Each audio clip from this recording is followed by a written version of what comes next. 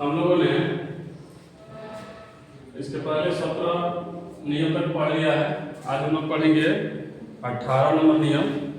नियम number bell संधि के 18 नंबर नियम में लिखा हुआ है, यदि किसी शब्द का पहला वर्ण दंत स हो तथा उसके पहले अ या आ को छोड़कर कोई दूसरा स्वर हो तो दंत स के स्थान पर मूर्धन्य स हो जाता है। यानी यह जो धन का चिन्ह है, इस धन के चिन्ह के बाद यानी इस साइड दाएं साइड में कोई शब्द हो, उस शब्द का जो पहला वर्ण हो वह दंत स में, ठीक है। और इस प्लस के धन के बाएं साइड जो शब्द हो, उस शब्द का जो अंतिम हो, अंतिम जो वर्ण हो, उस वर्ण में अ या आ को छोड़कर कोई दूसरा स्वर हो तो यह दंत स मूर्धन्य स में बदल जाएगा। स्पष्ट हुआ? जैसे यहां दिया हुआ है, यहां पर देख सकते हैं कि नियम में कहा हुआ है कि यदि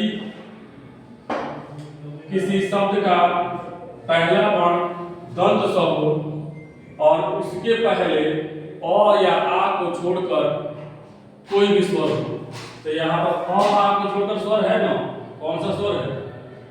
ई है, ई है ना, यहाँ पर भ में ई है तो यहाँ पर ई स्वर है। ठीक वैसे ही यहाँ सम जो शब्द है, सम में दंत स है और दंत स से पहले कौन सा स्वर है? ई है। फिर यहाँ पर देख रहे हैं कि दंत स है और दंत स से पूर्व का स्वर कौन सा स्वर है? ई है। फिर यहाँ देख रहे हैं दंत स है और दंत स से पहले कौन सा स्वर है? उ है, ठीक है।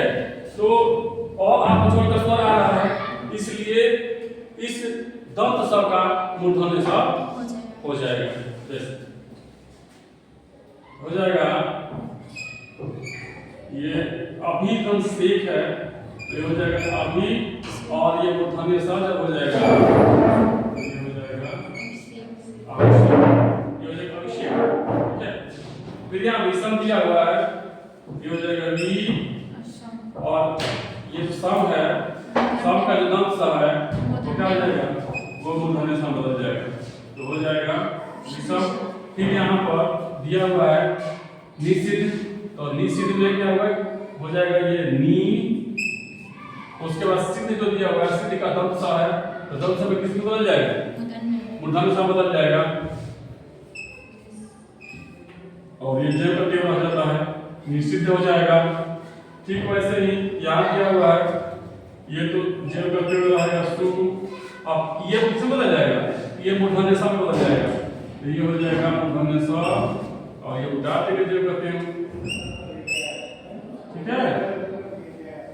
अब कुछ अपवाद भी होते हैं, कुछ अपवाद भी होते हैं कि जिनमें लगता है कि वही नियम और वही कंडीशन होता है, लेकिन सेम नियम कंडीशन होने के बाद भी उस पर लागू नहीं होता है, उनको हम अपवाद की श्रेणी में रखते हैं। जैसे वी प्लस स्मरण, तो यहाँ पर भी दंत स के पहले ह्रस्व ई है, ये ग को छोड़कर है, लेकिन यहाँ पर वो नियम लागू नहीं होता है, यहाँ पर वो दंत स ही रह जाता है।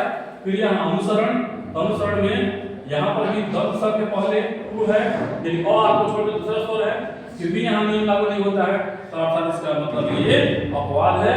फिर यहाँ पर भी सर्ग है और इस दंत स के पहले अ आ को छोड़कर अन्य स्वर है यानी ई है, फिर भी यहाँ पर नियम लागू नहीं होता है, इसका मतलब ये अपवाद है, ठीक है। तो इसका अपवाद यहाँ 3 दिया। स्पष्ट हुआ?